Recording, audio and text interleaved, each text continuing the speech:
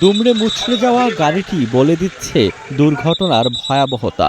RAB সদস্যদের পিকনিকে যাওয়ার আনন্দ মুহূর্তেই পরিণত হয়েছে বিষাদে। সড়ক দুর্ঘটনার এ চিত্র পটুয়াখালী কুয়াকাটা মহাসড়কের ফতুল্লা এলাকায়। প্রত্যক্ষদর্শীরা জানান, পরিবার নিয়ে বরিশাল থেকে কুয়াকাটা ভ্রমণে যাচ্ছিলেন র্যাব ৮-এর সদস্যরা।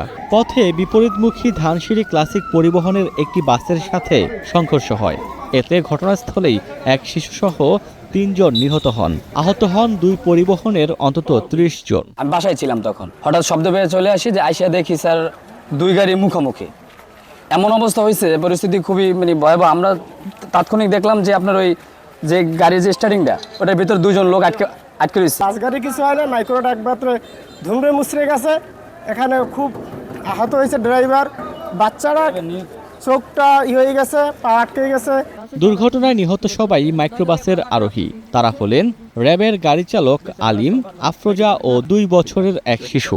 আহতদের উদ্ধার করে নেওয়া হয় সদর হাসপাতালে। তাদের মধ্যে গুরুতর কয়েকজনকে বরিশাল সিএমএইচ ও শেরেবাংলা মেডিকেলে পাঠানো হয়েছে। আমরা এ পর্যন্ত 29 জনকে চিকিৎসা দিয়েছি। এর ভিতরে হচ্ছে 17 জন পুরুষ, 12 জন মহিলা, এবং আমাদের যারা এখানকার তত্ত্বাবধায়ক আছেন তিনি সহ সবাই কাজ করছেন, এবং বেশ কয়েকজন খারাপ রোগীকে ইতিমধ্যে আমরা সিএমএইচে রেফার করেছি।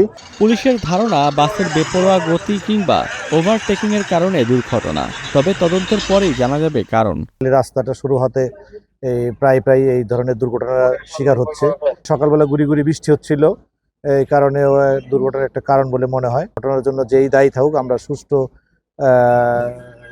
তদন্ত করে আমরা আইনানুগ ব্যবস্থা নিব, এবং এটা প্রক্রিয়াধীন রয়েছে। এদিকে মাদারীপুরের শিবচরে বাস কাভার্ড ভ্যান সংঘর্ষে 1 জন নিহত হয়েছেন।